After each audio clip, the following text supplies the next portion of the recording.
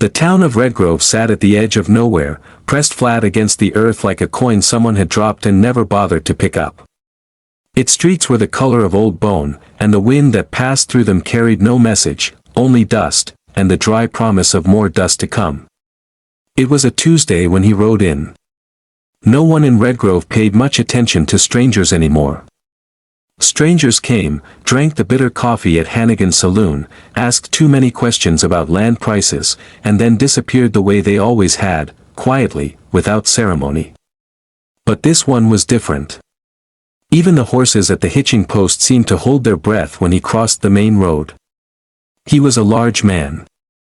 Not merely tall, but wide in the shoulders in a way that suggested the world had been built around him as a joke, and he had spent his whole life quietly not laughing. His hat was black, weathered at the brim, and pulled low enough that his eyes lived in a kind of permanent shadow. He wore no badge, carried no visible weapon except the long knife at his belt, and yet every person who saw him felt, instinctively, that here was a man who had survived things they could not name. His name, he told no one. Not yet.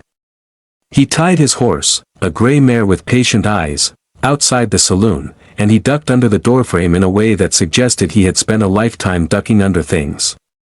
Inside, the usual crowd of ranchers and drifters stared into their drinks with renewed interest. Behind the bar, Hannigan himself pretended to polish a glass. "Coffee," the man said. His voice was low, unhurried. A voice like gravel shifting at the bottom of a dry creek. "We got whiskey," Hannigan offered. "Coffee," the man repeated. Not louder. Just the same.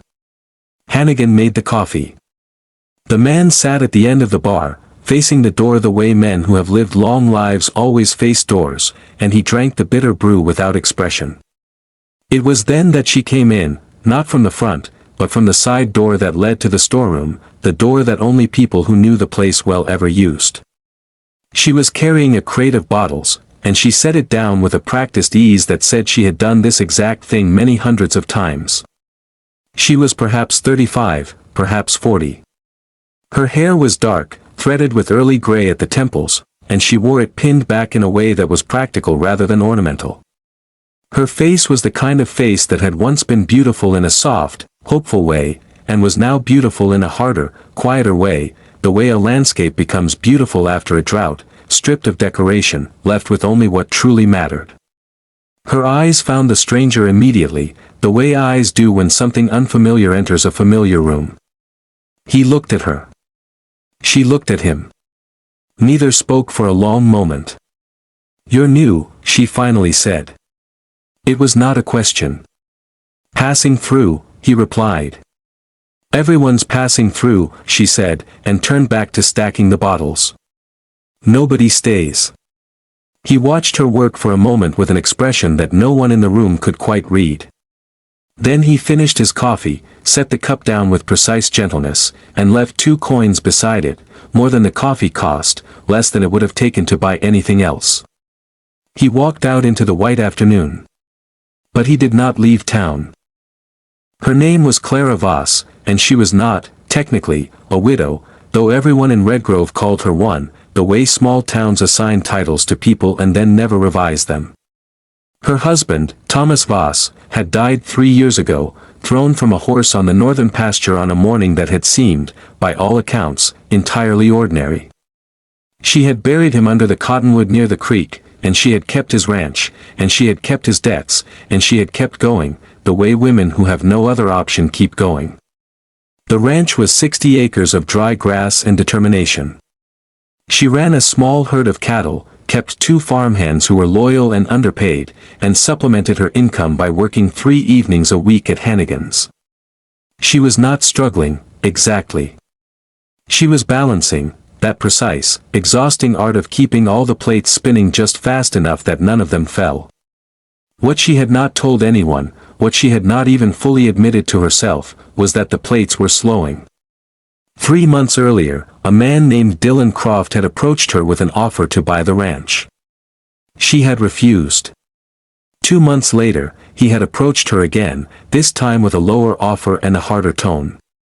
She had refused again. 1 month ago, her eastern fence had been cut. 2 weeks ago, one of her farm hens, the younger one, a boy named Pete, had quit without explanation, his face pale and his hands shaking. A week ago, she had found her water trough filled with something dark and chemical smelling. Dylan Croft was a patient man, but patience in a man like that was not a virtue. It was simply a longer way of being violent. That evening, after she finished her shift at Hannigan's, she found the stranger sitting on the bench outside the post office. He was not doing anything. He was simply sitting, watching the street the way a man watches a fire, not anxious, not bored, but entirely, carefully present. "You're still here," she said. "Appears so." She should have walked past him. She knew she should have walked past him. Instead she sat down on the far end of the bench, leaving a proper distance between them, and looked at the dark street. "You got somewhere to sleep?" she asked, because in Redgrove that was a practical question, not a sentimental one. Hannigan's 3 rooms were always full of ranchers from the outer settlements, and the only other boarding option was old Mrs. Creedy's house on Mill Street, which Mrs. Creedy rented only to people whose faces she approved of on first sight. "I'll find something," he said. "Mrs. Creedy will turn you away," Clara said. "She doesn't like tall men. Says they make her ceilings nervous." Something moved in his face that was not quite a smile but was close enough to one that it counted. "I've got a barn," Clara said. "Dry. Hayloft's clean. No charge." She paused. "I'm not offering more than a barn." "I'm not asking for more than a barn," he said. They walked to the ranch in silence, which was not an uncomfortable silence but a considered one, the silence of 2 people who understood that words, used carelessly, have a way of creating obligations that silence does not. In the barn, by the light of the oil lamp she left him, he unsaddled his mare and brushed her down with a thoroughness that Clara watched for a moment from the doorway before turning away. A man who treated his horse that way at the end of a long day was either very good or very practiced at appearing so. She went inside and told herself it did not matter which. His name, it turned out, was Elias Cole. She learned it not because he offered it, but because he used it the next morning when he knocked on her door before sunrise, hat in hand, to ask if he could fix the eastern fence line he had noticed on his way in. She had stared at him for a long moment, her coffee halfway to her mouth, and then said, carefully, "How do you know about the eastern fence?" "Rode past it last night," he said. "After you went inside. You went riding at midnight." "I don't sleep much." She studied him. In the gray early light he looked less like a threat and more like a feature of the landscape, something that had always been there and had simply not been noticed until now. "You can fix the fence," she said. "I'll pay you." "Don't need pay," he said. "I need something to do." She gave him the tools and the wire, and she watched him work from the kitchen window while she did her accounts. He worked without hurry and without waste, each motion deliberate, nothing repeated, the fence rising behind him straight and tight. Her remaining farmhand, an older man named George who had seen enough of life to reserve judgment, walked out to help him around mid-morning and came back at noon shaking his head. "That fella put in 3 hours of fence in one," George reported. "I mostly just handed him things." "Did he say anything?" Clara asked. "Said the soil here was good. Said it was a shame to let good soil go to seed." George paused. "Said Dylan Croft's name, once. Didn't say it like a question." Clara set down her pen.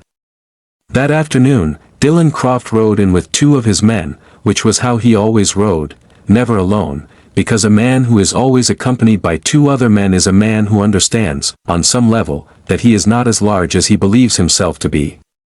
He was 40, lean, with eyes the color of shallow water and a smile that he used like a tool, the way some men use a hammer and some men use a knife.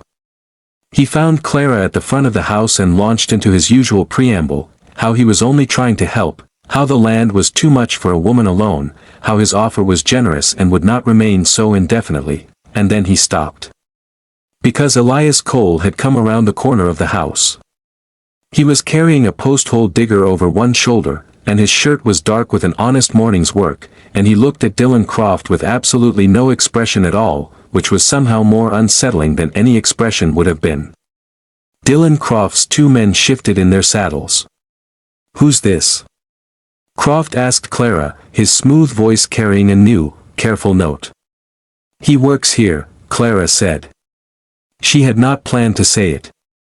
It came out completely naturally, the way true things sometimes do. Elias set the post-hole digger down against the porch railing. He walked to the edge of the porch steps, not down them, just to the edge, and he looked at Croft from that slight elevation, and he said, quietly, in that Gravel Creek voice, "You've never met a man my size." It was not a boast. It was not even, precisely, a threat. It was a statement of fact delivered with the calm of a man who had long ago made his peace with what he was and what he was capable of and what lines he would not allow to be crossed. Croft stared at him for a long moment. Then he wheeled his horse, and his two men wheeled their horses, and they rode back down the road toward town without another word. Clara stood very still on the porch, her hand on the railing, watching the dust settle. "Did you mean that as a warning?" she asked. "I meant it as the truth," Elias said. He picked up the post-hole digger. "I'll finish the south corner before dark." He stayed for 3 weeks. In those 3 weeks, the eastern fence was repaired, the south pasture was restaked, the barn roof, which had been leaking for 2 years in the corner where she kept the grain, was patched with a neatness that embarrassed every previous repair. He worked from before dawn until the light failed, and he ate whatever she put on the table without comment or complaint, and in the evenings he sat on the porch steps and watched the sky turn through its colors with an attentiveness that suggested he found it genuinely interesting. She asked him, one of those evenings, where he was from. "Everywhere," he said. "Kansas. Before that, Missouri. Before that, places that don't have names people use anymore." "And you've been alone all this time?" He considered the question seriously, which she had come to understand was his way with all questions. "I had a brother," he said. "For a while. He's gone now." A pause. "I've had enough company to know the difference between loneliness and solitude." "Which is this?" she asked. "For you." He looked at her. In the last light of the evening, his face was open in a way it was not in the daytime. The shadows worked differently, or perhaps it was simply that the defenses built for the world were not needed out here, at the edge of her 60 acres, with the cottonwood moving in the warm evening air and the cattle settling in the distance. "Solitude," he said. "For now." She understood what the "for now" meant. She understood it the way you understand things that are said carefully by people who are careful by nature, not as a door swinging open, but as a door not being locked. Dylan Croft made one more attempt. He came at night, the second week, with 3 men instead of 2 and a different tone entirely, harder, with less pretense of friendliness and more naked instruction. "Sell. Leave. This is your last warning." Clara heard the voices from the kitchen, her hand on the rifle that hung above the door, and she was still deciding what to do when the voices changed. She did not go out. She waited. The voices rose briefly, Croft's, sharp and incredulous, and then they fell, and then there was the sound of horses leaving at speed, and then there was silence. When she opened the door, Elias was standing in the yard. He was unhurt. He did not appear to have used the knife or anything else. Whatever had happened, it had happened in the space between words, and it had been enough. "What did you say to them?" she asked. "The same thing I said before," he replied. "They believed it more this time." She stood in the doorway looking at him, this enormous, quiet, passing through man who had fixed her fences and patched her roof and stood between her and the particular kind of darkness that Dylan Croft represented, and she felt something that she had not expected to feel again. Not love, not yet.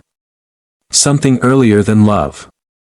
Something that was the ground in which love could grow, if the conditions were right and neither of them were foolish about it. "Come inside," she said. "There's supper." "I don't want to impose," he said. "Elias," she said. "Come inside."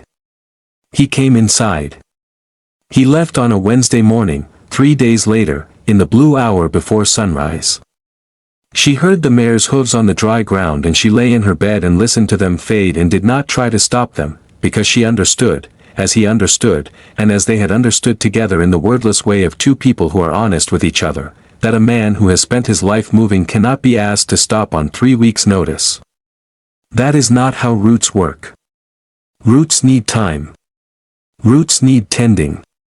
On the kitchen table he had left 2 things. The first was the money for the barn, folded neatly, more than she had offered, more than was technically owed.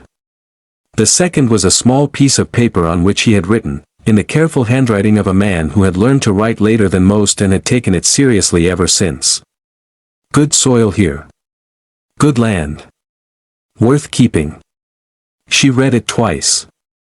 She put it in her pocket. She went out to do the morning chores. The cottonwood moved above Thomas's grave. The cattle shifted in the repaired pasture. The eastern fence stood straight and tight against the morning sky. She was still balancing. But the plates, she noticed, were spinning a little more steadily now, not because someone had come to spin them for her, but because for 3 weeks someone had stood beside her and believed, without being asked, that they were worth spinning. That, she decided, was no small thing. That was, in fact, the size of it.